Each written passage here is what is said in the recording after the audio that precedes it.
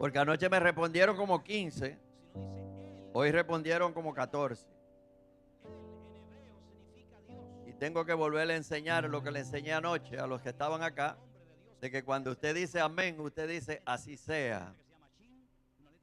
Y si usted quiere ser bendecido, yo le envío una bendición de parte del Señor. Usted debe decir, Dios le bendiga, hermanos.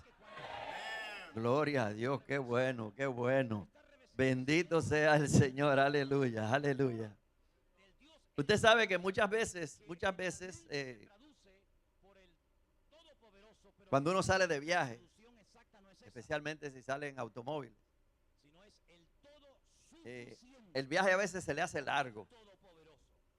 Pero si usted va bien acompañado, el viaje se le hace corto. Amén.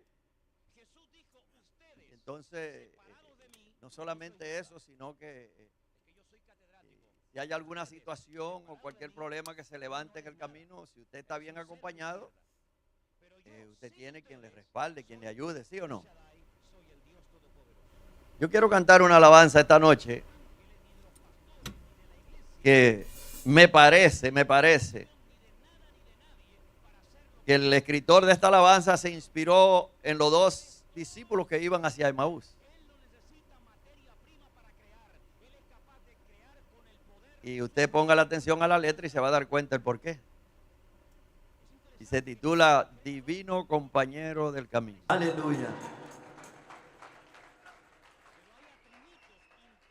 Que en esta noche todos podamos decirle, Señor, te ofrezco mi corazón para que lo hagas tu morada permanente. Me parece ver a esos discípulos que después ellos mismos comentaron y dijeron, con razón nos ardía el corazón. Con razón había algo que me movía, que me motivaba, que me empujaba a estar atento a lo que el Señor o lo que esa persona estaba diciendo, porque todavía no se habían dado cuenta. Aleluya. Que en esta noche alguien que esté aquí pueda sentir a ese Señor tocando la puerta de su corazón y con gozo, con alegría, pueda abrir la puerta. Como dice Apocalipsis, yo estoy a la puerta y llamo. Aleluya. Y el Señor tiene el deseo de querer compartir contigo. No solamente un día, no solamente una noche, no solamente una campaña, sino desde este día hasta que Él venga. Bendito sea el Señor. Alabado sea el nombre del Señor. Le damos gracias a Dios, ¿verdad?, por la iglesia que pastorea a nuestro hermano Héctor Guerrero. Bendito sea el Señor. Le damos gracias a sus adoradores que fueron los que tuvieron la adoración y la alabanza en esta noche. Le pregunté al pastor Mateo que si estaba un poco rápida la música. Y me dijo, eso es puro merengue dominicano. Aleluya. El dominicano tiene música alegre. Y las personas dominicanas somos personas alegres. Bendito sea el Señor. Y nos gusta adorar a Dios con nuestra música. Amén, hermano. Bendito sea el Señor. Yo recuerdo una ocasión que yo me resistía a cantar bachatas. Y yo estaba en un concierto con la hermana Carmen Sanabria, en Kissimmee, por cierto. Y recuerdo que el Señor habla a mi mente y me dice, Eligio, ¿de dónde tú eres? Yo le dije, yo soy dominicano. ¿Y qué clase de música tienen los dominicanos? Bachata y merengue. Me dice, entonces, ustedes los dominicanos son los únicos del mundo que tienen que coger música prestada de otros países para adorarme a mí.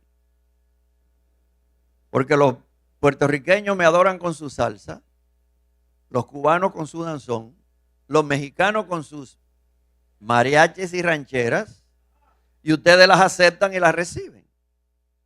Entonces ustedes son los únicos pobrecitos que tienen que pedir música prestada. Inclusive recuerdo que en mi oído escuché un sonido como suenan las guitarritas chinas. Me dice, los chinos me adoran con una guitarrita que me dice, y ustedes aceptan esa música, pero la de ustedes mismos no la aceptan. No, tú eres dominicano, tú me tienes que adorar como dominicano. En el África usted va y son con los tambores, y con eso adoran a Dios. Amén, hermanos. Esta noche no le canté bachata, pero aleluya. La debemos, la debemos. Bendito sea el Señor. Esta noche yo quisiera presentar al predicador, el siervo de Dios, que durante estos días no he estado hablando de parte del Señor. Y he estado trayendo palabra de edificación para el cuerpo de Cristo. Es la iglesia. Para eso es la palabra, dice la Biblia. La edificación del cuerpo, para eso son los dones del Espíritu. Aleluya. Amén, hermanos. Entonces yo quisiera, para los hermanos que no vinieron, ni antes de ayer ni ayer, leerle la reseña del pastor José Manuel Sierra, o Manolo Sierra, como también lo conocemos. Sí, él nació el 2 de octubre del año 1961. Entregó su vida a Cristo siendo muy joven. Al poco tiempo recibió el llamado del Señor para servir en su obra, por lo que inmediatamente estudió en el Seminario Teológico de Las Palmas en Gran Canaria, graduándose el día 31 de mayo de 1981. Y desde entonces comenzó su ministerio como evangelista en diferentes lugares, en España, en Argentina, junto a su esposa Elena y a sus hijas Priscila y Miriam. En obediencia al llamado que el Señor puso en su corazón, se trasladó junto a su familia a las Islas Canarias, donde fundó el Centro Evangélico Vida Nueva de Santa Cruz de Tenerife, el cual sigue pastoreando hasta el día de hoy. El pastor Manolo Sierra siempre se ha caracterizado por ser un hombre apasionado por el estudio e investigación de las Sagradas Escrituras, incluso llegando a dominar el hebreo bíblico. Su principal anhelo es favorecer a que el mayor número de personas posible sean capaces de alcanzar un nivel superior de conocimiento del Señor y a través de su palabra. Los canales de YouTube y Facebook de la iglesia son los más visitados por la comunidad cristiana evangélica del mundo hispanohablante. Pues para muchos las predicaciones del pastor Manolo Sierra contienen un mensaje muy adecuado para el pueblo de Dios en la actualidad. Y como dije anoche, hoy también nos va a traer un mensaje de parte de Dios muy adecuado a la actualidad, a lo que estamos viviendo hoy en día. Así que recibamos con un aplauso al pastor Manolo Sierra en esta noche. Aleluya. Bendito Dios. No, pero dale un aplauso fuerte al Señor ahora por el pastor Manolo. Sí, porque el que le dieron a él estuvo bueno, pero el del Señor tiene que estar mejor. Aleluya, amén. Amén, gracias pastor, Dios les bendiga. Hermanos queridos, muy buenas noches a todos. Que el Señor les bendiga, la verdad que nos estamos gozando muchísimo. Y es realmente un privilegio poder estar en este 44 aniversario de la Iglesia de Benecer. Y estamos muy agradecidos con el Señor por estar dándonos la oportunidad de poder estar con todos ustedes durante estos días. Como decía en el día de ayer, generalmente cuando soy invitado a un evento, por ejemplo como este, es mi costumbre desde hace ya unos cuantos años atrás que el último mensaje que comparto con la congregación es un mensaje que va en una línea, digamos, profética o escatológica, ¿no? Soy un apasionado de este tema que aparece en la palabra de Dios por todas partes. Sé que en algunos países dicen la palabra torta, nosotros decimos tarta, en fin, tiene varios nombres, ¿no? eso que está muy rico y que engorda mucho, ¿saben a lo que me refiero, no? Pues si cogiéramos, digamos, una torta y la partiéramos en 3 pedazos, 3 de esos pedazos es material profético. Es decir, que el tema más mencionado en la Biblia no es ni siquiera la salvación ni la alabanza, sino el tema escatológico. Hay 3/4 partes de material profético en la Biblia para que la iglesia no ande en la ignorancia, sino que el creyente, sobre todo de estos últimos tiempos, sepa en qué momento de la historia nos encontramos. Es para mí tremendamente triste cuando escucho a creyentes que me dicen, hermano, yo llevo toda la vida congregándome en esta o en aquella iglesia y yo nunca he escuchado un estudio profundo, ¿verdad?, exhaustivo acerca de, por ejemplo, libros como Daniel, que es el Apocalipsis del Antiguo Testamento, o el Apocalipsis del Nuevo Testamento. Y es una lástima ver cómo hay creyentes que hasta les da miedo, les da temor leer el libro del Apocalipsis, porque dicen que es un libro imposible de entender, lo cual es rotundamente falso.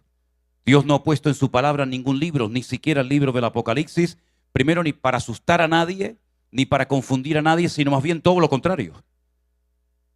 Es un libro que contiene muchas profecías y muchos datos tremendamente interesantes para nosotros en esta hora de la historia. Por cierto, ¿me podéis hacer un favor? ¿Qué hora es? ¿Perdón? 8:05. Yo tengo las 2 de la madrugada. No, en la península, en Canarias es 1 hora menos. Yo no les estoy preguntando por la hora cronológica. Yo les estoy preguntando por la hora profética. ¿En qué hora nos encontramos? ¿En qué estación espiritualmente hablando nos encontramos? ¿Estamos los creyentes viviendo una primavera? ¿Un otoño largo y triste? ¿Un invierno frío y solitario? ¿En qué estación se encuentra la iglesia en estos momentos? Porque depende de la estación espiritual en la que nos encontremos. Tenemos que estar preparados para recibir ciertas y determinadas cosas. En invierno hace frío, en verano hace calor. Y es interesante notar que cuando al Señor Jesucristo le dijeron hace 2000 años, haznos una señal, haz algo que nos termine de convencer y nos saque de la duda si eres o no eres el verdadero Mesías. Porque el judío estuvo durante siglos esperando al Mesías. Y ahora te presentas tú y nos dice que eres el verdadero Mesías, el enviado de Dios, del Padre. Pero haznos una señal. Y el Señor Jesucristo les respondió y les dijo, la generación perversa y maligna como la vuestra está todo el santo día pidiendo señales, pero ustedes no van a ver ninguna señal más que una sola. Y esa señal profética tiene nombre. Porque todas las señales proféticas o los moveres de Dios siempre se identifican por el nombre. Y el Señor Jesucristo le dice, ustedes la única señal que van a ver es la señal del profeta Jonás. Y no se refería al hecho de que iban a volver a ver a un hombre tragado por un enorme pez y arrojado en la orilla de una playa, sino que él dijo, así como el profeta Jonás estuvo en el vientre de la tierra o del gran pez 3 días y 3 noches, así estará el Hijo del Hombre en el vientre de la tierra. Y esa es la señal que ustedes van a ver, pero no fue ni tu señal ni mi señal. Nosotros no anduvimos por los montes de Galilea ni por la ciudad de Jerusalén oyendo y viendo al Señor Jesucristo en su primera venida. No fue nuestra señal, no fue lo que nosotros nos tocó ver. Tampoco vimos la señal, por ejemplo, del diluvio en el Antiguo Testamento, o la construcción del primer templo, o la salida de la esclavitud del pueblo de Israel de Egipto. Son señales que ya forman parte del pasado lejano y distante. Pero la Biblia dice que en los últimos tiempos habría muchas señales. Y las señales nos indican cuánto tiempo resta para la segunda venida o aparición del Mesías. Porque si solamente tuviéramos el Antiguo Testamento, háganse esta conclusión, digamos, ¿no? Si solamente tuviéramos el Antiguo Testamento y quisiéramos estudiar las apariciones, las manifestaciones visibles y tangibles del Mesías, llegaríamos sin lugar a dudas a la conclusión de que los profetas hablaron de dos manifestaciones del Mesías. Una que vendría como siervo sufriente y una segunda que vendría como rey triunfante y glorioso. Hay más datos en el Antiguo Testamento para estudiar la segunda venida de Cristo que en el Nuevo Testamento. Hay 8 veces más material profético en el Antiguo Testamento que en el Nuevo. Si queremos en el Nuevo encontrar material profético, tenemos más de 150 textos que hablan acerca del retorno inminente del Mesías. Por ejemplo, el apóstol Pablo mencionó en 50 ocasiones, hizo 50 referencias directas en torno a la segunda venida del Señor. Y por eso hay palabras específicas y concretas para diferenciar la primera de la segunda venida del Señor. Tenemos la palabra parousia, tenemos la palabra epifanía y otras más. Ahora bien, en el primer libro de la Biblia, que es el libro que nosotros lo llamamos el libro del Génesis, pero que en el original no se llama Génesis, sino se llama Bereshit, que está compuesto por 2 palabras, Bereshit, bara, que el verbo bara es el verbo crear y shit es el número 6. El Señor nos está dando ya un dato informativo extraordinario, porque lo que nos está diciendo el Señor es: yo voy a dividir el tiempo en el que voy a tratar con el planeta Tierra en 7 largos periodos, en 7 días. Y dice las palabras del Señor en el Salmo 90 que para el Señor un día es como 1000 años y 1000 años como un día. Gracias al Señor, nosotros los creyentes hoy en día disponemos de toda la información, de todos los datos, para saber poner cada cosa en su sitio. Y la primera palabra profética, la primera vez que Dios profetiza algo que va a ocurrir en el tiempo, la encontramos en Génesis capítulo 3, versículo 15, donde dice la palabra del Señor lo siguiente: pondré enemistad entre ti y la mujer, entre tu simiente y la simiente suya. Tú le herirás en la cabeza y ella te herirá en el calcañar. Esa es la primera profecía que encontramos en la Biblia. Recién acaban de pecar. Adán y Eva acaban de salir de la cobertura del Creador. Se han identificado con las mentiras de Satanás, dejando a un lado las advertencias de su Creador, de su Señor, y ellos han comenzado a deteriorarse por dentro y por fuera. La mujer comenzará a experimentar dolores de parto, cosa que si no hubiera pecado nunca hubiera experimentado. El hombre va a comenzar a perder humedad.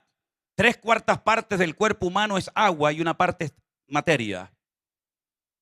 Y el Señor le dice: lo que va a ocurrir con tu vida es que vas a comenzar a perder humedad, vas a comenzar a secarte y vas a comenzar a sudar. Y ya la tierra no dará los frutos como los daba en un principio. Y ya los animales no podrás jugar con ellos, sino que se volverán en tu contra.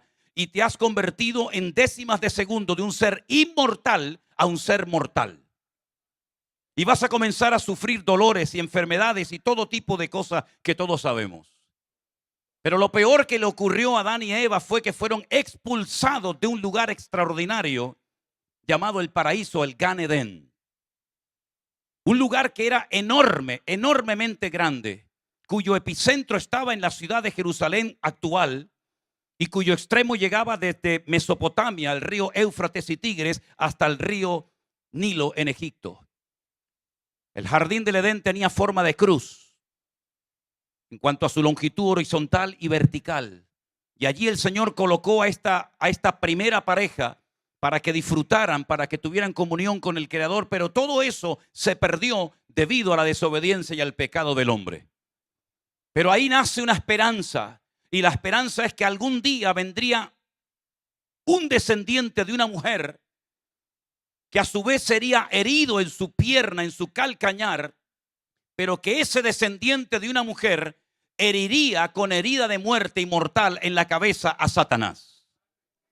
Cuando yo comencé a leer la Biblia por primera vez hace ya mucho tiempo atrás, lo primero que me impactó es que cuando yo leía el relato de la creación, veía que era Dios el que estaba hablando, poniendo todo en su justo lugar, dando órdenes que hasta el día de hoy se mantienen.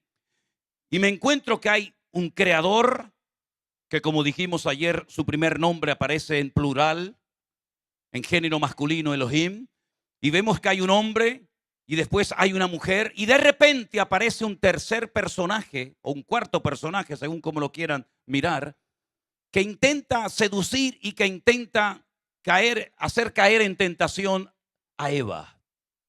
Satanás solamente se ha presentado en 2 ocasiones para tentar a una persona. La primera vez que Satanás se presenta para tentar a una persona fue en el jardín del Edén con Eva. Y la única y segunda vez que se presenta Satanás para tentar personalmente en primera persona a otra persona fue en el desierto de Judea, cuando fue a tentar al Señor Jesucristo. Ya no vuelve a aparecer tentando a nadie directamente. Y en ese momento, cuando el Señor le dice esta palabra profética a Eva, diciéndole que de tu descendencia nacerá un personaje que herirá a este enemigo que os ha desconectado de mí, y que a su vez será herido en el calcañar, Satanás, que no es omnisciente, que no lo sabe todo, se queda realmente sorprendido porque él piensa que ha ganado la batalla. Ya he logrado desconectar al hombre de Dios, así como yo me desconecté de él y fui arrojado y expulsado de su presencia. Ahora a esto les ha pasado lo mismo que a mí me ha sucedido.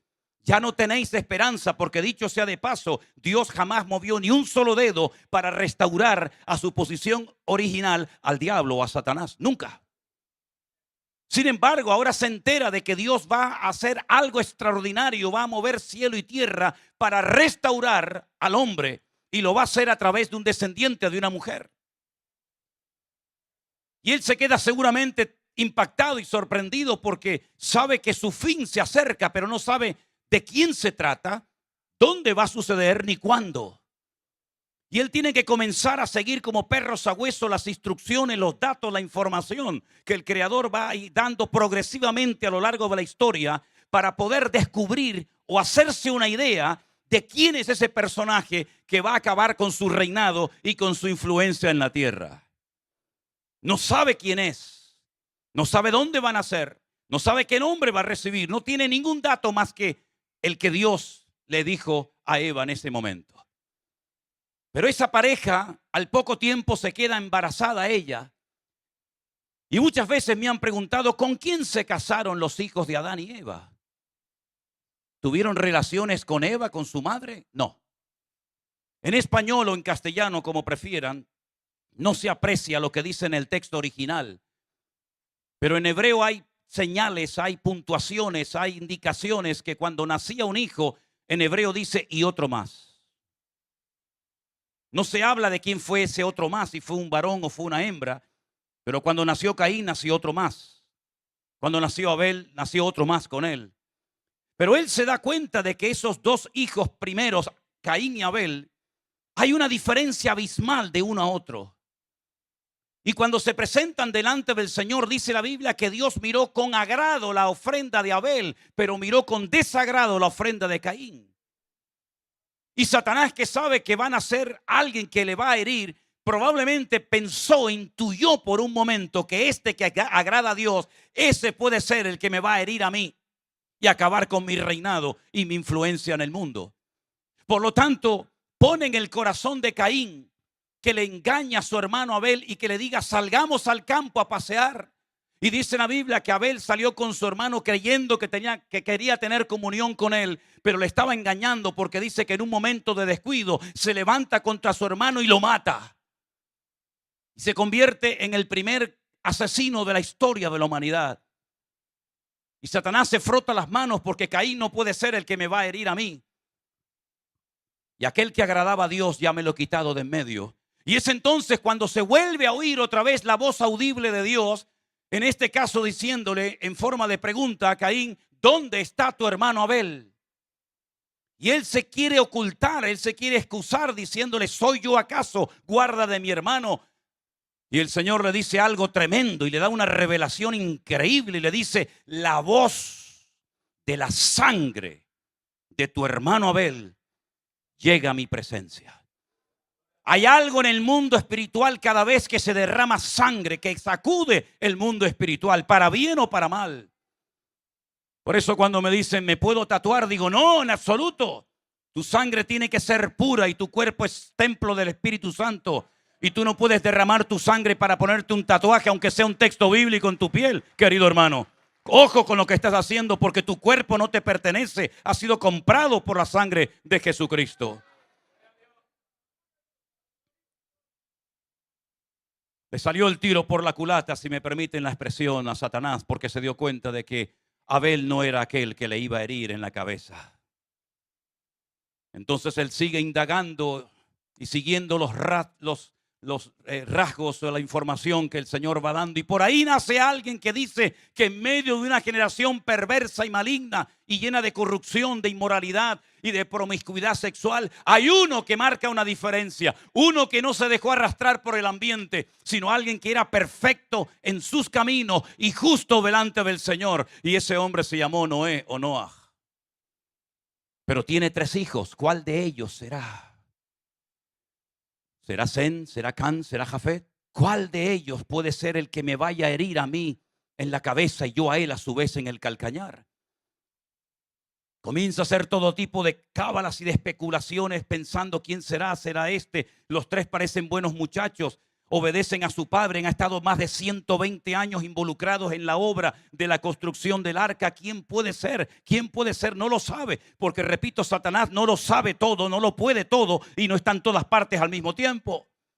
Y entonces él espera tranquilamente, pacientemente, como un lobo agazapado en su guarida. Y entonces dice la Biblia que cuando salen del arca no se le ocurre otra cosa a Noé más que plantar una viña. Y entonces, claro, cuando usted pisa la uva, no sé si lo sabe, eso fermenta con el paso del tiempo y eso se convierte en vino con alcohol. Y Noé se emborracha y aparece desnudo en medio de su tienda de campaña. Y entonces aparece por allí uno de sus hijos llamado Cam.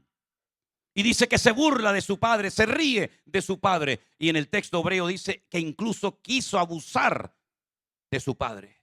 Y va con el cuento y va con el chisme a sus hermanos y le dice: papá está borracho, totalmente desnudo, ebrio, en la carpa tirado. Y sus hermanos dice que van de espalda para no ver la desnudez de su padre y lo cubren. Cuando veas un defecto en tu hermano, no lo descubras, cúbrelo, tápalo. Como decía el libro del Cantar de los Cantares, tenemos una hermana que no tiene pechos. ¿Qué haremos cuando la pidan en matrimonio? Y dice: construiremos una torre de marfil alrededor de ella para cubrir la carencia de nuestra hermana. Ay, si hiciéramos así los cristianos, si nos tapáramos los unos a los otros y no divulgáramos nuestros trapos sucios por el mundo se hubiera convertido hace ya muchos siglos, hermanos. Y la palabra de Dios dice que cuando Noé despierta de su embriaguez, se entera lo que Can ha hecho y entonces lanza una maldición. Y dice algo tremendo que nos sacude el alma diciendo: maldito sea Canaán. Y Canaán no había nacido. Canaán no existía en ese momento. ¿Quién era Canaán? Canaán fue el hijo de Can, es decir, el nieto de Noé. ¿Y cómo se llamaba la tierra a la que el Señor quiso llevar a su pueblo desde la esclavitud de Egipto? ¿A dónde los quiso llevar? A la tierra de Canaán. A tierra de maldición, tierra de promiscuidad sexual, tierra de idolatría, tierra terrible, hermanos. Estudien cómo se adoraba a Baal Peor, a Baal, a Quemos, a Milcón. Y era terrible lo que esa gente hacía. Y a esa tierra de los cananeos que estaban bajo la maldición de Noé, quiso llevar el Señor a su pueblo para tornar la maldición en bendición, porque el Hijo de Dios puede cambiar lo malo en bueno, lo dulce en salado y lo maldito en bendecido para la gloria de Dios. Entonces, Can no puede ser el que me va a herir en la cabeza, porque no es correcto su actuación, y Dios siempre usa al que está más consagrado, más comprometido, más alineado con el Señor. Pero resulta que los hijos de Israel llegan a Canaán, pero antes de entrar en Canaán, Josué envía espías a la tierra de Canaán. Y dice la Biblia que llegan a la casa de una mujer cananea, dueña de un prostíbulo. Y siempre que se habla de Rahab, siempre se habla como Rahab la ramera. Y llegan estos 2 espías. Ella les abre su corazón y les dice: toda la ciudad está muerta de miedo por causa de vosotros, porque hemos oído lo que el Señor hizo por vosotros hace 40 años. cómo abrió las aguas del Mar Rojo, cómo vencisteis a todos los enemigos que se presentaban en el desierto. Y sabemos que Dios ha entregado esta tierra. Tened misericordia de mí, de mi familia. No me matéis, sino que acuérdense de la clemencia, de la misericordia que estoy aplicando con ustedes. Y ellos le dicen, si no le cuentas el cuento al rey, sino que estás en tu casa, el día que entremos a conquistar la tierra, te perdonaremos la vida a ti y a tu familia. Y dice la Biblia literalmente que Rahab vivía entre muro y muro. Había 2 círculos concéntricos alrededor de la ciudad de Jericó. Uno exterior y uno interior. Y entre muro y muro vivía Rahab la ramera. Ella había atado un cordón de color rojo en la ventana para que los que entraran a conquistar la tierra supieran que ahí no había que entrar y matar a nadie, sino que ahí vivía una mujer que tuvo misericordia y apoyó a los espías que mandó Josué. Y es interesante notar que después de varios días, las murallas de Jericó no cayeron de adentro hacia afuera, ni de afuera hacia adentro, sino que como aquella escena que aún tenemos en nuestra mente de las Torres Gemelas en Nueva York, cayeron sobre sí, porque fue el Señor el que las tumbó de arriba para abajo. Y toda la ciudad cayeron, pero su casa permaneció, porque caerán a tu lado 1000, 10,000 a tu diestra, mas el que confía en el Señor no cae, sino que permanece para siempre. ¡Aleluya! Y ella se convierte, si quisiéramos utilizar este término, se convierte de verdad al Señor y se incorpora al pueblo de Israel y se casa con uno de los espías. Y uno de los espías se llamaba Salmón. No es que se casó con un salmón, sino que se casó con un señor que se llamaba Salmón. Y al poco tiempo Rahab la ramera y Salmón queda embarazada. Y tienen un hijo que lo conocemos como Booz. Y este Booz, un hombre solo con mucho dinero, que tenía grandes tierras, un día pregunta, ¿y esta mujer que está aquí espigando en mi campo, esta quién es? Dice, esta Ruth la moabita. Esta Ruth la moabita, que ha venido con su suegra Noemí. Y se enamoran. Y él la redime, porque era el pariente cercano, y al poco tiempo queda embarazada y nace un hombre llamado Obed. Y posteriormente nace Isaí, y de Isaí viene David, que es de la tribu de Judá. Satanás va acumulando toda la información, va a ser un varón de la tribu de Judá. No sé cómo se va a llamar, no sé dónde van a nacer, pero ya sé que es un hombre, ya sé que es un varón. Ya sé que tiene que pertenecer a una de las tribus de Israel, la tribu, no la sacerdotal, sino la tribu de la realeza, la tribu de Judá. Entonces él se centra en los varones. Y cuando llegan a Egipto resulta, o cuando salían de Egipto, resulta que el faraón intenta matar a todos los varones. Porque él sabe que Satanás sabía que un hombre, un varón, le iba a herir en la cabeza. Y según va pasando el tiempo, sabiendo que el Mesías aún no ha nacido, le vuelve a poner en el corazón a otro rey llamado Herodes que vuelva a matar a todos los niños varones. Pero se le escapó el más importante y el más grande de todos.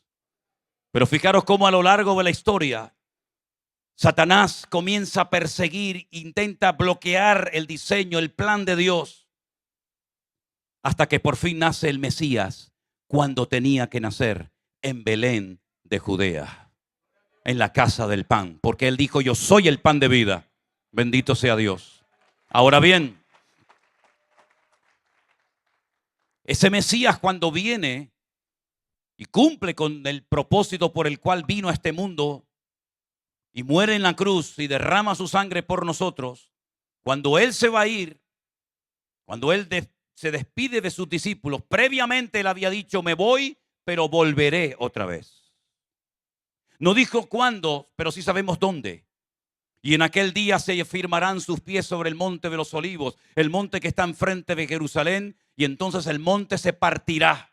Y otro texto añade y dice, y todo ojo le verá, y toda rodilla se doblará, y toda lengua confesará que Él es el Señor, para gloria de Dios el Padre. Ahora bien, la pregunta es, ¿en qué momento de la historia nos encontramos para ver esos acontecimientos tremendos? Es interesante notar que el diablo, incluso utilizando a personajes de mucha influencia y poder, metió en la sociedad calendarios y fechas totalmente distorsionadas que no tienen nada que ver con el programa profético de Dios. Por ejemplo, antes de que se utilizara nuestro calendario, que fue inventado o mandado a hacer por el Papa Gregorio XIII en el siglo XVI, los romanos se movían por un calendario llamado el calendario juliano, que lo mandó a hacer Julio César. Y un papa romano dijo, hay que hacer un calendario cristiano. Inventaron un calendario en torno al sol que tiene 365 días. Y mi pregunta es, cuando Dios habla de tiempos, cuando Dios habla de momentos históricos, ¿a qué calendario está haciendo referencia? ¿Al chino? ¿Al gregoriano? ¿Al juliano? ¿Al calendario azteca? ¿Al calendario maya? ¿A qué calendario está haciendo referencia el Señor? Por supuesto, el Señor usa como punto de referencia siempre su palabra, la Biblia. Y vemos que en la Biblia el calendario no coincide con el nuestro. Porque nuestro calendario tiene 365 días y el calendario bíblico tiene 360. Así que ya empezamos mal. Nosotros giramos en torno al sol y el calendario bíblico es un calendario de tipo lunar. Y el día no empieza a las 12:01, como es nuestro caso, por la noche, sino que el día siguiente comienza con la caída del sol, cuando una mujer no tiene luz natural para poder enhebrar una aguja. Y entonces, si nosotros queremos realmente entender lo que Dios nos está indicando en estos últimos tiempos, nos tenemos que ceñir al calendario bíblico y no al calendario inventado por el hombre, que más que ayudar, lo que hace es confundir más. Ahora, fíjense qué interesante. En el calendario bíblico se cuenta desde la creación de Adán y Eva. Ya sé que en algunas universidades o en todas las universidades y en las escuelas, lo que voy a decir ahora les puede parecer disparatado, pero todo tiene una explicación, intentaré darla. Los judíos dicen que en este momento estamos en el año 5785 después de Adán y Eva. 5785 años, según la Biblia, han pasado desde que Adán y Eva fueron creados y puestos en el jardín del Edén hasta este mismo momento.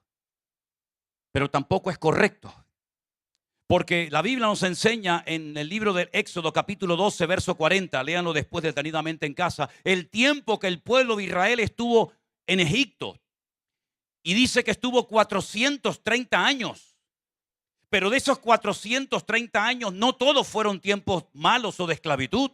Solamente 210 años estuvieron como esclavos. Los otros 210 años fue una gloria, fue una maravilla. Recuerden, ellos llegan con Jacob. No hay alimentos, no hay comida, no hay agua, no hay pasto para los animales. Y descienden a Egipto. Egipto en hebreo se dice Mitzrayim. Hay dos M's, dos letras M's en hebreo. Una que es abierta y otra que es completamente cerrada. Y la palabra Mitzrayim o Egipto empieza con una letra men abierta y termina con una letra men cerrada completamente. Porque Egipto aparentemente es una puerta abierta, hay trabajo, hay tierras, hay posibilidad de un futuro maravilloso, pero se termina convirtiendo en una jaula de oro de la cual no puede salir sino solamente por el poder de Dios. Y es interesante notar que los rabinos, para que la gente no haga cábalas y más o menos pueda saber cuánto tiempo tenemos que seguir esperando para llegar al Mesías, le quitaron a propósito 210 años al calendario. Y por eso ellos dicen, insisto, en que estamos en el año 5785, pero no es verdad. Hay que sumarle los 210 años que le quitaron. Por lo tanto, hoy estaríamos en el año 5995. Y la Biblia dice que el Señor creó todo en 6 días y descansó el séptimo día. Los días en la Biblia no tienen nombres. Nuestros nombres de la semana son de origen pagano. El lunes era el culto a la luna, el martes al planeta Marte, miércoles a Mercurio, el jueves a Júpiter, el viernes a Venus, el sábado a Saturno y el domingo es el Sunday, era el culto al sol. Pero en la Biblia está el día primero, día segundo, día tercero, día cuarto, día quinto y el día séptimo, ¿cuál es? El Shabbat, el día del reposo, el día del descanso, ¿verdad? Y la palabra del Señor nos enseña que el Antiguo Testamento cubre un periodo de 4000 años. Y estamos ya 2000 años después del Antiguo Testamento, lo cual quiere decir que estamos en el sexto día. Pero la Biblia nos habla de un día que durará 1000 años, que se llama el milenio, donde Cristo reinará físicamente, visiblemente sobre todas las naciones de la tierra en la ciudad de Jerusalén. Y el diablo estará atado por 1000 años.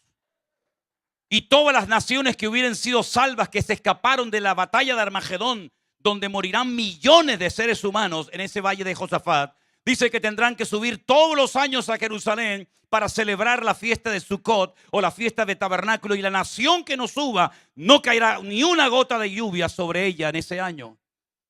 En otras palabras, nunca ha habido una generación más cerca del retorno inminente del Señor Jesucristo que nosotros actualmente. Somos los que más cerca estamos de todo esto. Por lo tanto, no pierdas tu tiempo, tu juventud, tus recursos, tu dinero, tu patrimonio. No pierdas más el tiempo en vanidades y en tonterías. Céntrate en lo que estamos viviendo. Y cuando decimos Cristo viene pronto, ¿lo creemos realmente, sí o no? ¿Creemos realmente que le queda poco tiempo al diablo? ¿Creemos realmente que en un momento y en un abrir y cerrar de ojos nuestros cuerpos serán transformados? Los muertos resucitarán primero y luego nosotros los que vivimos. ¿Creemos realmente en todo eso, sí o no? Tengo la sensación de que es muy fácil decir amén, pero vivir en base a ese amén que habéis proclamado es otra cosa muy diferente. Porque si realmente crees que Cristo viene pronto, ¿por qué te afanas por tus cuestiones materiales o económicas? Si realmente crees que Cristo viene pronto, entonces ¿por qué estás tan preocupado y nervioso y triste y ocupado en vanidades que no sirven para nada? Si Cristo viene pronto, alaba al Señor, glorifica al Señor y comprométete con el reino de Dios. Si fuéramos menos teóricos y más prácticos, no nos importaría tanto las cosas de la vida, sino que viviríamos totalmente desprendidos de todo afán, de toda preocupación, porque sé que mi Señor viene pronto, porque Él dijo, no se turbe vuestro corazón ni tenga miedo. En la casa de mi Padre muchas moradas hay. Si así no fuera, yo lo hubiera dicho. Voy pues a preparar lugar para vosotros, para que donde yo estoy, vosotros también estéis conmigo. Y sabéis el camino. Felipe le dijo, el camino, ¿qué camino? ¿Dónde vas? Yo soy el camino, la verdad y la vida, y nadie va al Padre sino solamente a través de mí. Al Padre, ¿a qué Padre? A mi Padre Celestial. Muéstranos al Padre y nos basta, dice Felipe. Tanto tiempo hace que estoy con vosotros y no has conocido al Padre. El que me ha visto a mí, ha visto al Padre. No digas tonterías, no pierdas el tiempo en discusiones teológicas. Yo vengo pronto y mi galardón conmigo para recompensar a cada uno según sea su obra. Bendito sea Dios. Ahora bien, nos paramos ahora, 2024, septiembre, aquí en la ciudad de Orlando. Muy bien. ¿Cuánto falta? Porque ustedes llevan un reloj en la muñeca y saben a qué hora empezaba el culto, aunque nunca se sabe cuándo termina. Y sabes que mañana tienes que ir al colegio, o a la universidad o a trabajar. Y generalmente tenemos una agenda y sabemos lo que tengo que hacer el lunes, el martes, en enero, en febrero, ¿verdad? Pero, y espiritualmente, ¿qué nos indica la palabra en cuanto al tiempo en el que estamos en este momento? Hermanos queridos, les voy a decir algo que les puede sacudir el alma. No se preocupen, esta noche no va a venir el Señor. No se preocupen, hermanos. Si me equivoco y viene el Señor en medio de la predicación, les pediré perdón cuando lleguemos a la gloria. Si es que llegas. ¿En qué me baso cuando yo digo que en este momento no viene el Señor? ¿Hay algún argumento bíblico? ¿Hay alguna información en la Escritura que nos indique a nosotros si viene o no viene ahora mismo el Señor? Por supuesto que sí, querido. Por supuesto que sí. La palabra del Señor nos dice muy claramente lo que les voy a leer a continuación. Presten atención, por favor. Con respecto, estamos hablando de este tema, ¿verdad? Con respecto a la venida del Señor Jesucristo, y nuestra reunión con Él, os rogamos, hermanos, fíjate el ruego que hace aquí el apóstol Pablo, os ruego, hermano, que no os dejéis mover fácilmente de vuestro modo de pensar, ni os conturbéis ni por espíritu, ni por palabra, ni por carta, como si fuera nuestra, en el sentido de que el día del Señor vendrá pronto, está cerca. Nadie os engañe en ninguna manera, porque no vendrá el Señor hasta que venga la apostasía y se manifieste el hombre de pecado, el hijo de perdición. Hay dos palabras para hacer referencia a la venida del Señor. Una es epifanía, que es la primera venida, y otra es parausía, que solamente se emplea en la Escritura para hacer referencia a su segunda manifestación visible. Y Pablo emplea en este versículo 1 la palabra parausía. Con respecto a la parausía, es decir, con respecto a la segunda aparición del Mesías, no se preocupen porque no puede venir, no va a venir hasta que se manifieste el hombre de pecado, el hijo de perdición, y venga la apostasía. Este personaje del cual se habla aquí, la Biblia le da diferentes nombres. Ustedes saben que el nombre muchas veces implica la esencia de la persona o del objeto del cual estamos hablando. Cuando decimos el Espíritu Santo, ¿cuántos nombres recibe el Espíritu Santo en la Biblia? Muchísimos. Espíritu de verdad, Espíritu de vida, Espíritu de adopción, Espíritu Santo, Consolador.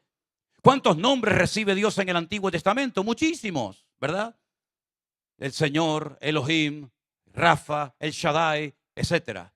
¿Cuántos nombres recibe el Señor Jesucristo en la Biblia? Pues mire, cientos. Alfa, Omega, Príncipe de Paz, Cordero, el León de la tribu de Judá, etcétera, etcétera. El hombre de pecado, el hijo de perdición, es un líder político con una influencia mundial tremenda que Daniel lo llama el cuerno pequeño. Porque él tiene una visión donde ve un animal con 10 cuernos y de medio de uno de ellos sale uno pequeño que habla blasfemias y pelea contra los santos un tiempo. En el Nuevo Testamento Pablo lo llama el hombre de pecado, el hijo de perdición, también lo llama el inicuo. El único que lo llama el anticristo es Juan. Solamente Juan lo llama el anticristo, el antimesías. Dicho sea de paso, la palabra Mesías no es un nombre, es un título. Mesías en hebreo es Mashiach, que significa ungido. Cada vez que usted lee en la Biblia la palabra ungido, en hebreo se dice Mashiach. No toquéis al ungido de Jehová. ¿Qué dice? No toquéis al Mesías. Porque eso es lo que significa ungido, Mesías. Y dice la palabra del Señor que habrá un antimesías, un falso Cristo que vendrá y si es posible engañará aún a los escogidos. Es interesante notar porque cuando hay ciertos temas que tocamos del mundo escatológico, algunos dicen, pero bueno, se refiere a los judíos, ¿no? A los israelitas, a los escogidos, ¿sí? Pues no. Porque la Biblia dice, vosotros que no erais pueblo, ahora sois real sacerdocio, nación santa, pueblo adquirido por Dios, para que anunciéis las virtudes de aquel que os llamó de las tinieblas a su luz admirable. Luego tú y yo, como hijos y hijas de Dios, hemos sido escogidos, llamados específicamente por nombre y apellido por nuestro Señor Jesucristo. Y dice la Biblia en Mateo capítulo 24, mirad que no seáis engañados porque aparecerán muchos ungidos, muchos falsos cristos y a muchos se engañarán. ¿Qué significa? Que van a aparecer por Orlando, por Miami, por Nueva York, por Europa, por Estados Unidos, por el mundo entero, personas autodenominándose somos Jesucristo. Ha habido casos. Ahora mismo en el mundo hay 8 hombres que dicen que son Jesucristo. Uno de ellos vive en Jerusalén. Va vestido así con una túnica, se ha hecho cortes en la ropa como si fuera herido. Incluso a veces se pone una corona de espinas, va descalzo, carga una cruz. No se refería directamente a eso, sino que si ungido o Mesías significa ungido, el Señor está diciendo, cuidado porque habrán falsas unciones. en los últimos tiempos y algunos irán detrás de esas falsas unciones, mirad que nadie os engañe. ¿Cómo podemos comprobar si realmente la unción que supuestamente este caballero dice tener viene de lo alto o viene de lo bajo? ¿Cómo podemos saber, cómo podemos discernir si ese supuesto ungido el Señor lo está usando o vete tú a saber quién lo está usando? Para eso tenemos las Sagradas Escrituras, mi querido hermano. Para poder discernir, para poder interpretar si lo que está haciendo, si lo que está enseñando es bíblico o no es bíblico. En otras palabras, no repitamos cosas porque otros nos las enseñaron, sino vayamos a la fuente, al origen, a la palabra de Dios para ver si lo que yo estoy predicando es verdad o es mentira. Por ejemplo, ayer hablaba con el pastor y me decía al oído, le voy a revelar un secreto. ¿Cuántos hermanos dicen en las iglesias? Porque Dios bendice al dador alegre. Hermano, la palabra dice, Dios bendice al dador alegre. Vamos a ofrendar con generosidad. ¿Dónde dice eso la Biblia, mi hijo? ¿Dónde dice la Biblia que Dios bendice al dador alegre? Eso no dice la Escritura. Eso es lo que nosotros decimos y ya lo repetimos como el loro. Yo no digo que Dios no bendiga al generoso. Por supuesto, faltaría más. Pero si usted quiere citar la Biblia, cítela bien o cállese la boca. La Biblia dice que Dios ama al dador alegre. Pero no diga que la Biblia dice que Dios bendice al dador alegre. Una vez me dijo una persona, yo leo la Biblia. Digo, ¿sí? ¿Qué lees tú de la Biblia? Dice, Jeremías, me dice. Digo, ¿Jeremías qué capítulo? O Jeremías qué, y me dice, yo el apellido ya no me lo sé. Digo, venga, dime un versículo de la Biblia. Me dice, ayúdate que yo te ayudaré. Digo, ¿de qué estás hablando? ¿Qué tontería estás diciendo? Eso no es Biblia. Ah, no. Digo, no, eso no es Biblia. Entonces, si usted quiere tener un conocimiento exacto de lo que va a ocurrir, posiciones en la verdad, y la verdad está escrita y revelada en la palabra de Dios. Y la Biblia nos enseña que los últimos tiempos para también los creyentes, para nosotros, van a ser tiempos difíciles y peligrosos. Tiempos de inmoralidad, tiempos donde lo malo ahora es bueno, tiempo donde intentarán sacar a Dios de todas partes, intentarán ridiculizar nuestra fe, tirando por tierra la credibilidad de la cual goza la palabra de Dios, etcétera, etcétera. Vemos hoy en día en televisión, vemos hoy en día en la radio, vemos hoy en día en los colegios, en las universidades, auténticas abominaciones que provocan la ira de Dios, pero las enseñan como algo normal. Y si no las aceptas, si no las recibes, te dicen que estás caducado, que eres un xenófobo, etcétera, etcétera. ¿Saben qué es lo último que quieren hacer los judíos? Que lo van a hacer, lo vais a ver, ¿eh? Ya está en operación. Han logrado quitar la prohibición de que los judíos puedan subir a la explanada del templo a orar. La explanada del templo es el monte Moriah, donde Abraham subió a sacrificar a su hijo. Donde actualmente hay una cúpula dorada, que es la cúpula de Omar, o la cúpula de Al-Aqsa, y al lado, perdón, la mezquita de Al-Aqsa. Allí durante mucho tiempo los judíos no han podido subir a orar, estaba totalmente prohibido. Allí fue donde David subió y le compró el terreno a Arauna, ¿se acuerdan? Y presentó un sacrificio al Señor para parar la mortandad en Jerusalén. Ese fue el lugar donde Abraham subió con su hijo Isaac y estuvo a punto de sacrificarlo a menos que Dios lo parara. En ese lugar los judíos no podían subir a orar y en ese lugar ellos sueñan con reconstruir su tercer templo.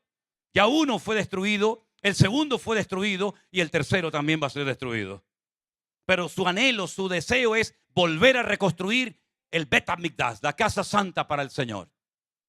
Como no pueden de momento construir el templo, lo que están haciendo es un altar portátil para subirlo arriba a la explanada del templo y comenzar a hacer sacrificios. Aunque no tengan el templo, se pueden hacer sacrificios aunque no haya el edificio, aunque no haya el templo. Y el objetivo es decirle a los cristianos, nosotros no necesitamos la sangre de vuestro Mesías, porque nosotros tenemos nuestros corderos, nuestros animales y nuestros sacrificios. Y eso de que la sangre de vuestro Mesías limpia de todo pecado, nosotros no lo aceptamos. Ese es el objetivo, el propósito que probablemente este año veremos o el próximo, si estamos todavía con vida en este mundo. En otras palabras, cuando el Señor dice, cuando veáis la abominación desoladora de la que habló el profeta Daniel, el que lee entienda. En otras palabras, vamos a ver cosas terribles, cómo quieren provocar a Dios, cómo quieren tirar por tierra la sangre de Jesús. Y nosotros tenemos que estar preparados Porque los tiempos finales no van a ser tiempos fáciles, sino tiempos muy difíciles y muy complicados, mis queridos hermanos. Si ustedes piensan que por vivir aquí en Estados Unidos, ustedes están vacunados en contra de cualquier problema, en contra de cualquier persecución, se equivocan rotundamente. Se equivocan rotundamente. En el único que podemos confiar es en nuestro Dios. Caerán a tu lado 1000, mas a ti no llegará, por cuanto has puesto tu confianza en el Señor. La Biblia dice, Él es mi luz y mi salvación, y aunque un ejército acampe contra mí, no temerá mi corazón. En otras palabras, el único que nos va a acompañar hasta el último momento va a ser nuestro Dios todopoderoso, al cual le damos toda la gloria y toda la honra cada día de nuestra vida. Aleluya. Y en estos últimos tiempos vamos a ver cosas tremendas, pero no solamente en cuanto al aspecto malo, sino vamos a ver milagros y señales y prodigios espectaculares. ¿Saben la cantidad de gente en Israel que se está convirtiendo, aunque todavía no lo han dicho abiertamente? Porque el mismísimo Señor Jesucristo se está apareciendo en persona y por revelación están conociendo la verdad y se están convirtiendo al Señor. ¿Dónde nació la iglesia? ¿Cuál fue la primera iglesia? ¿Dónde estuvo la primera iglesia cristiana en el mundo? En Jerusalén. Allí la iglesia empezó con un mover del Espíritu espectacular. En el día de Pentecostés, o 50 días después de la Pascua, se celebraba esa fiesta. Y dice que de repente aparecieron lenguas repartidas como de fuego que se asentaron sobre cada uno de ellos y todos fueron llenos del Espíritu Santo y comenzaron a hablar en otras lenguas, según el Espíritu les daba que hablasen. La iglesia empezó con un poder extraordinario. Jerusalén fue sacudida de pies a cabeza. Y dice la Biblia, ¿qué es lo que será? Lo mismo que fue. En otras palabras, la iglesia no va a terminar en una derrota, no va a terminar pasando desapercibida, sino que la iglesia se va a levantar y el Señor está tratando de purificar, de tratar con nuestras vidas. ¿Para qué? Para que comencemos a vivir una vida en orden, una vida en santidad, una vida en pureza, una vida que no sea una vida superficial, sino una vida comprometida con el Señor.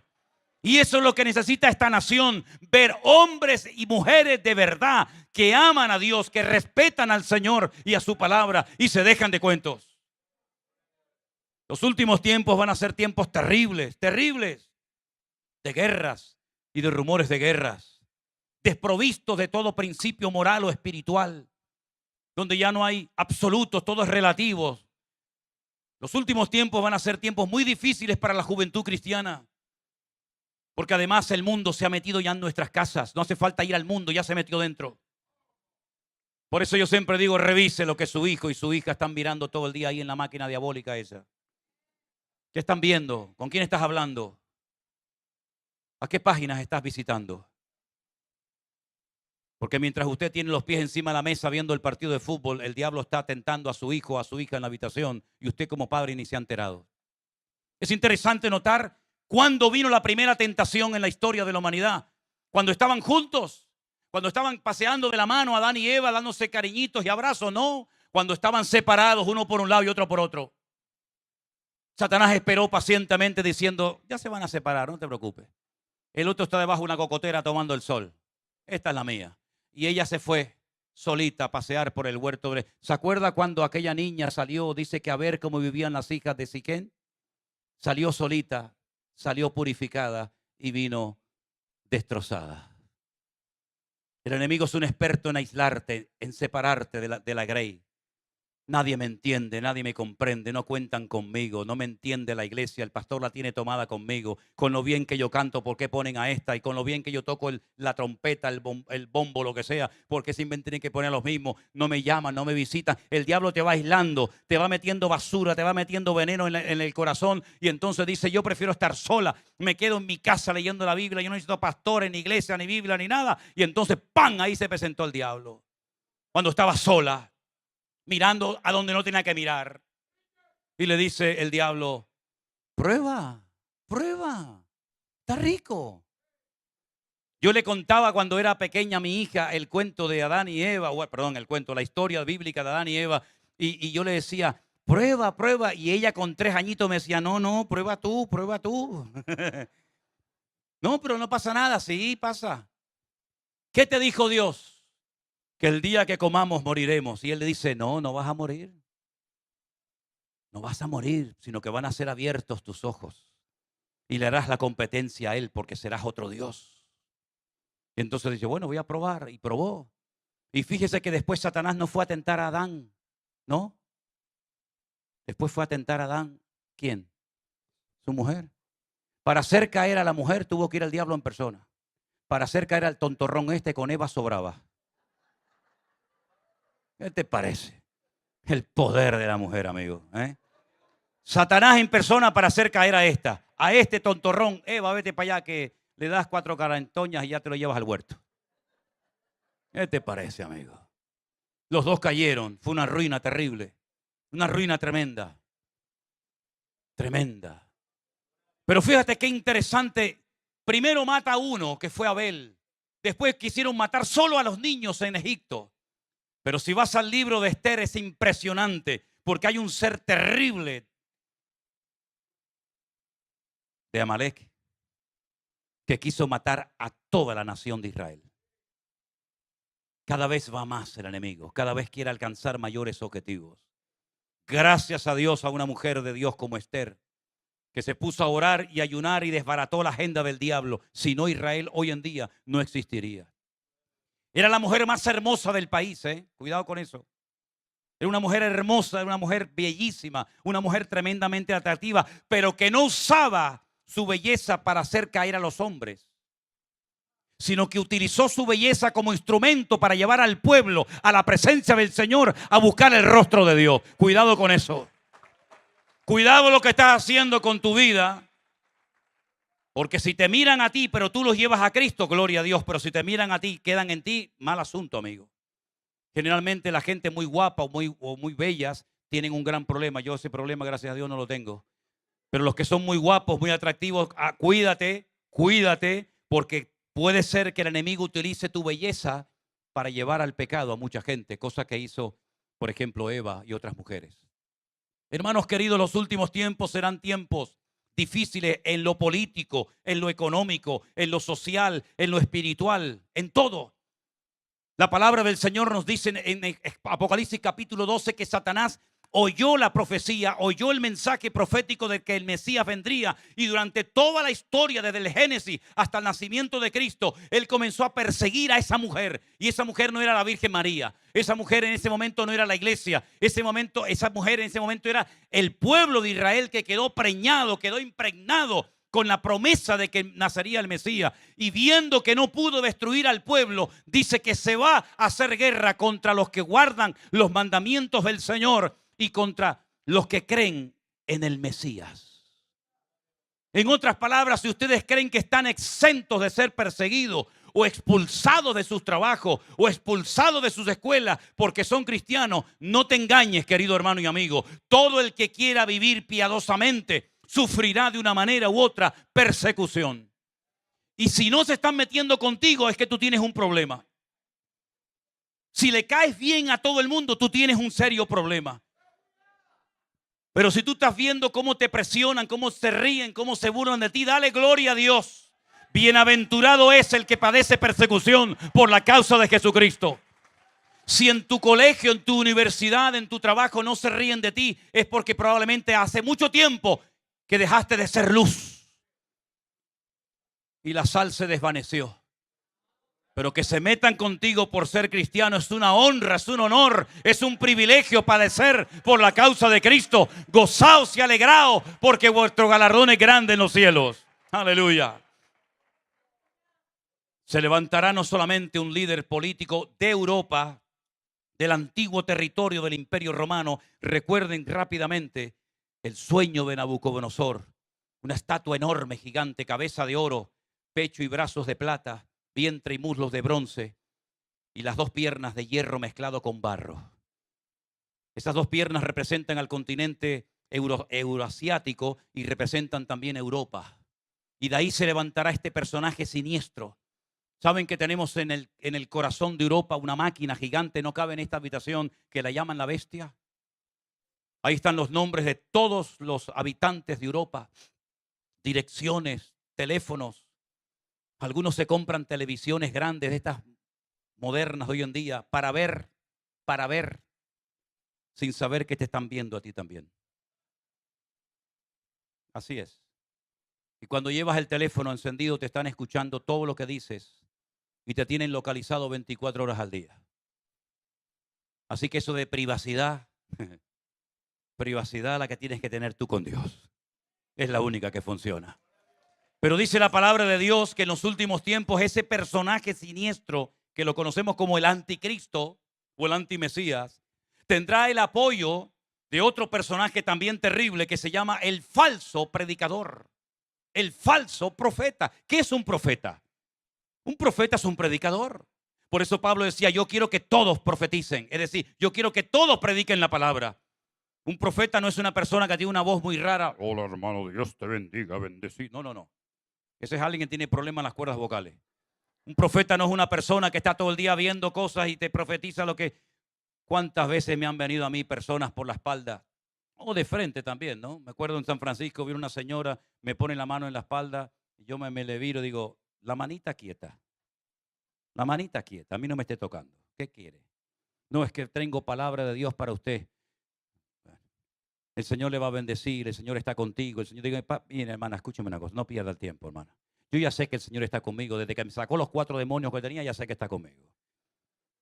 Si no me venga a decir cosas que ya están en la palabra. Yo me pego 4, 5, 6, 7, hasta 8 horas estudiando la palabra. Así que no me venga a decir lo que yo ya sé que el Señor me dijo, ¿vale? Pero el falso predicador, el falso profeta, dice la Biblia que tendrá una legión de ministros, de colaboradores, de ayudantes, que dice la Escritura que se visten de púrpura y se han embriagado a lo largo de la historia con la sangre de los santos. Y se adornan con piedras preciosas y usan cáliz de oro. Y si usted ve cómo se visten, por ejemplo, los musulmanes o los budistas o los hindúes, usted se va a dar cuenta de que ninguna de las características que le acabo de mencionar coincide con ellos. Pero hay una religión que todos conocemos, que sus ministros se visten de púrpura. Y se embriagaron con la sangre de los santos durante más de 350 años. Cuando los franceses y los españoles se unieron con los reyes de Francia y de España e inventaron aquello siniestro que lo llamaron la Santa Inquisición. Y quemaron a centenares de personas en la hoguera y descuartizaron a personas, a familias enteras y persiguieron a nuestros hermanos en Cristo y tantas cosas, ¿verdad? Y dice la Biblia en el libro del Apocalipsis que la sede de gobierno, el corazón donde estarán, será en la ciudad que reina sobre todos los reinos de la tierra. Claro, esto se escribió hace 2000 años, no se escribió la semana pasada. Pero en aquellos tiempos solamente había una ciudad en el mundo que reinaba, que gobernaba sobre todos los reinos de la tierra. ¿Y cuál era? La palabra amor al revés. Roma. Y en Roma hay un pequeño estado, una pequeña ciudad, con su propia guardia, su propia moneda, sus propias leyes,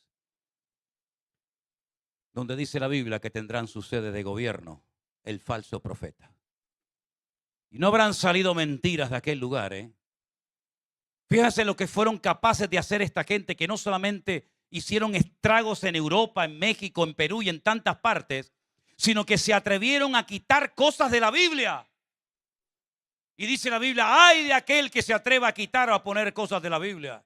Dios quitará tu parte del libro de la vida o añadirá las plagas que están escritas en este nombre. Fíjense los 10 mandamientos que nos enseñaron cuando éramos chiquititos en la escuela, ¿se acuerdan? Te enseñaron aquel que dice, no tendrás dioses ajenos delante de ti. ¿Te enseñaron eso? No, amarás al Señor sobre todas las cosas. Pero es que ese no es el primer mandamiento.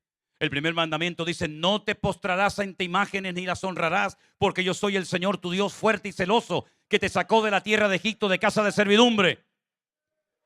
Manipularon los textos, pero no solamente contentos con esto, sino que en el Concilio de Trento, en el siglo XVI, le metieron 7 libros más a la Biblia. Así que cuando te dicen, pero es que ustedes tienen una Biblia con 7 libros menos, porque los evangélicos o los protestantes le quitaron libros a la Biblia. No, queridos, al revés. Fue en el Concilio de Trento que la Iglesia Católica le metió 7 libros más a la Biblia, que nunca habían estado: el libro de Tobías, el libro de Primera Macabeo, Segunda Macabeo, Judith, Sabiduría, etcétera, etcétera. Es decir, que quitan y ponen a su conveniencia. Y le enseñan a la gente que para recibir el perdón de los pecados tenemos que ir a un Señor y decirle, Ave María Purísima. Y el otro dice, sin pecado concebida, si es que te oye porque está durmiendo allí en la siesta. Y le tienes que contar tu vida. Y te obligaban a contarle tu vida y abrirle tu corazón. No le abra, hermano y hermana, su corazón a ningún hombre en este mundo. Ábrale su corazón al Señor solamente. No le cuente sus intimidades a nadie. Me da igual si es pastor, obispo, reverendo, apóstol, me da igual. Usted le tiene que abrir su corazón y contarle sus intimidades solamente al Señor. No hipoteque su presente y desbarate su futuro por haber contado lo que nunca usted tenía que haber contado a nadie. Pero allí tenías que abrir tu corazón y cuándo fue, y cuándo no fue, y con quién fue, y cómo fue. Claro, era uno pequeño, pero si me pasara hoy en día, le diría, ¿a ti qué te importa cuándo fue y dónde no fue? Y un día se me ocurrió decirle a uno de los confesores en los salesianos, yo estudié en los salesianos durante años, y le digo, bueno, y como ya no sabía qué más contarle, digo, bueno, y también me arrepiento de los pecados que voy a cometer al salir de la misa, de la iglesia. Y me pegó un bofetón. ¿Qué te parece? Un sopapo me dio allí. ¿Dónde dice la Biblia que tengo que ir a un hombre a pedirle perdón y contarle mi vida para que Dios perdone mis pecados? ¿Dónde dice eso la palabra de Dios? ¿Dónde dice la palabra de Dios que hay mediadores e intercedores entre Dios y nosotros? Cuando la palabra del Señor, inspirada por su Espíritu Santo, dice, porque no hay otro nombre bajo el cielo dado a los hombres a través del cual podamos ser salvos. ¿Dónde dice la Biblia? ¿Dónde enseña la Biblia que en Semana Santa no se puede comer un chuletón de carne? Pero si vas a la parroquia, si vas a la sacristía y pagas la bula, entonces te dan un escrito para que puedas comer carne. ¿Dónde dice eso en la palabra de Dios? ¿Dónde dice la palabra de Dios que cuando una persona se muere se va al limbo o al purgatorio? ¿De dónde sacaron ese cuento chino? La Biblia habla de cielo y de infierno. Cielo nuevo y tierra nueva y condenación eterna para los que no quisieron seguir el evangelio del Señor Jesucristo. ¿Dónde dice la palabra de Dios, mi querido hermano? ¿Dónde dice la palabra de Dios todas esas enseñanzas? En ninguna parte, en ninguna parte. Pero en los últimos tiempos vamos a escuchar doctrinas de demonios, enseñando cosas que no son bíblicas, como por ejemplo, pase adelante, hagamos un pacto, hermana, entre usted y yo. El pacto generalmente siempre es esto. Hagamos un pacto entre usted y yo le doy cobertura espiritual. Usted me cuenta sus cosas y yo soy su cobertura espiritual. ¿Dónde dice eso la Biblia? Yo no tengo que pactar con ningún hombre. Yo estoy bajo la cobertura poderosa del Espíritu de Dios en mi vida. Yo no tengo que pagarle a nadie para que me eche ningún demonio. Yo no tengo que pagarle a nadie para que vigile mi vida. Yo no tengo que ir a un lugar para que me expulsen los demonios. Porque el Señor me liberó y todas las cosas viejas pasaron y aquí todo es hecho nuevo. Pero doctrinas de demonios vamos a escuchar en los últimos tiempos. Y lo dice el Espíritu Santo claramente. Y todo eso vendrá del mismísimo infierno. Por eso, mis queridos hermanos, cuando veamos cosas terribles que estamos viendo y escuchando cada día, mentalízate de que estamos ya en los últimos tiempos. Y una cosa que les voy a decir, Rusia, tarde o temprano va a atacar a Israel. No les quepa a ustedes la menor duda. Ya están ahí en el norte, en los altos del Golán. Ya están ahí arriba. Y están como locos por meterse por los altos del Golán y descender por el valle del Jordán e ir al valle del Magedón o de Megido y llevar a cabo la batalla más terrible que jamás se ha librado en la historia de la humanidad. Donde millones y millones de naciones se unirán para ir en contra del pueblo de Israel, tomar la ciudad de Jerusalén y decirle a Dios en su propia cara y en su santa ciudad, tú no pudiste proteger a este pueblo, nosotros somos más poderosos y más fuertes que tú. Y la palabra del Señor nos enseña que el mismo Señor Jesucristo tendrá que intervenir personalmente en esa última batalla antes de que destruyan al pueblo de Israel. Y dice que levantarán su mirada y mirarán al que traspasaron y harán grande lamento por él.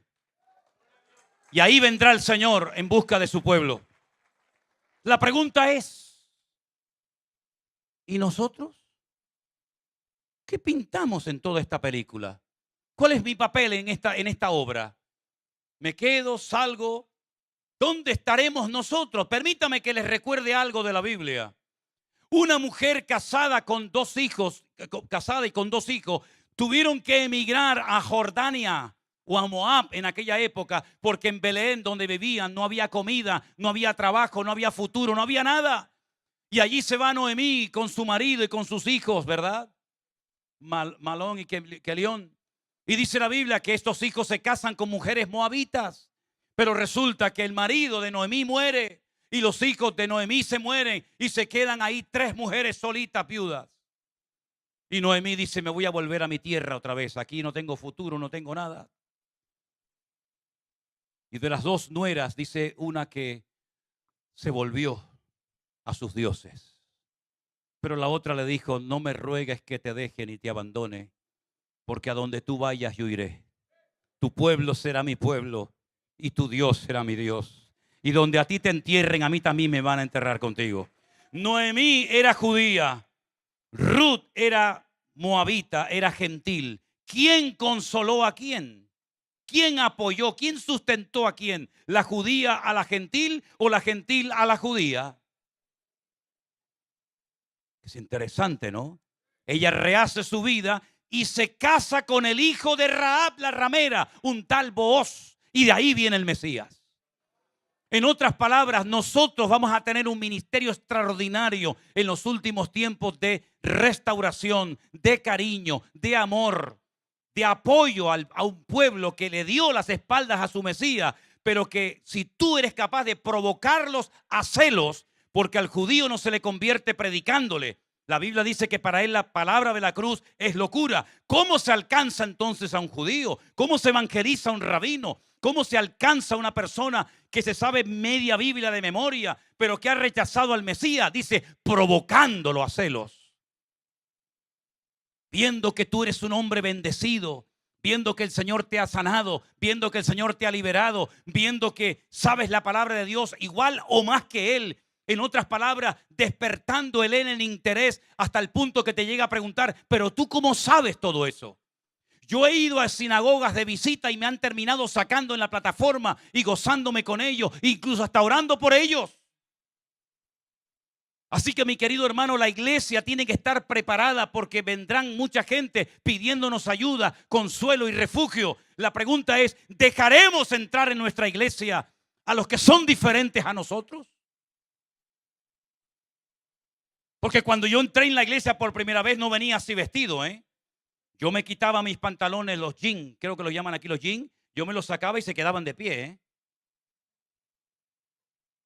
Te puedes imaginar lo que llevaban de encima, ¿no? Hacía así, los ponía ahí de pie y ahí se quedaban. Y para vestirme hacía así, daba un salto y me metía otra vez dentro. Yo tenía un amigo mío que perdió el peine y cuando se cortó el pelo después de convertirse lo encontró que lo llevaba dentro de la melena. ¿Está la iglesia hoy en día preparada para abrirle las puertas a los pecadores? ¿O queremos que entren con corbata y con saco hablando en lenguas y a los 10 minutos los bautizamos? ¿Estamos preparados para renunciar a nuestro estatus y a nuestra comodidad? ¿O queremos que esto sea un club donde nos sentimos muy cómodos y muy a gusto? ¿O puede venir el pecador, el homeless? ¿Puede venir el drogadicto, la ramera, la prostituta, el homosexual? ¿Pueden venir a nuestros templos y ser abrazados con el amor de un cristiano? Imagínense que en esta noche entraran 500 moteros de esto de Harley Davidson, o entraran drogadictos, ¿cómo nos sentiríamos, hermanos? ¿Saben por qué hay iglesias que solamente siempre le predican a los mismos? Porque el Señor no manda a ninguna iglesia a personas que en vez de ganarlos para Cristo, los van a condenar más de lo que ya están condenados. El Señor está buscando iglesias que sean hospitales del alma, donde la persona entre destrozada, pero el amor de Dios lo cautiva y lo transforma de tal manera que dice, aquí me quedo y no me voy a ninguna parte. Y lamentablemente hay iglesias o que te piden dinero nada más entrar por la puerta de la iglesia, como hay iglesias en España que te traen nada más entrar a la puerta de la iglesia un datáfono, el aparatito ese para pasar la tarjeta, y tú le dices, ¿esto qué cosa es? No, esto tiene usted que dar tanto para poder entrar al templo y aquí está el sobre del diezmo y aquí. ¿Para eso está la iglesia en la tierra? Para prosperar, ¿quién? Siempre el mismo, porque los demás están siempre igual. Pero este no para de prosperar. ¿Para eso está la iglesia en la tierra? ¿Para enseñar tonterías y entretener a la gente y hacerlos reír? ¿Cuántas iglesias han convertido en lugares de pasarelas de moda? En lugares donde venimos a presumir de la ropa, del anillo, del reloj, del carro que tenemos. ¿Cuántas iglesias son auténticos circos, teatros, donde la gente lo pasa bien, pero donde el pecador no es alcanzado por el poder y la palabra de Dios? ¿Realmente estamos preparados para recibir una oleada de gente desesperada que perderán su trabajo, estarán enfermos, no tendrán familia, se sentirán solos, pero que en la casa de Dios encontrarán el amor que nunca vivieron en el mundo? ¿Estamos preparados para eso? ¿Está preparado para que se siente al lado suyo una persona que apesta, que huele mal? ¿O se cambiará de banca diciendo, ay, Padre, Dios lo reprenda? ¿Para qué estamos preparados, queridos hermanos? ¿Para esta última hora de la historia? ¿Para lavarle los pies al descarriado? ¿Para darle la chaqueta que nos sobra y la camisa que le falta? ¿Estamos realmente preparados para lo que se viene encima? Hermanos queridos, los últimos tiempos no van a ser tiempos fáciles. Los judíos ya tienen todo preparado para su tercer templo. Todo preparado, absolutamente todo. Hasta la famosa parada humana, la vaca roja, la que van a matar y sacrificar para limpiar la explanada del templo y purificar todo, ya lo tienen, ya está todo listo. Tienen las trompetas, tienen las copas, tienen las ropas, tienen absolutamente todo. Pero si no tienen a Cristo, no tienen absolutamente nada.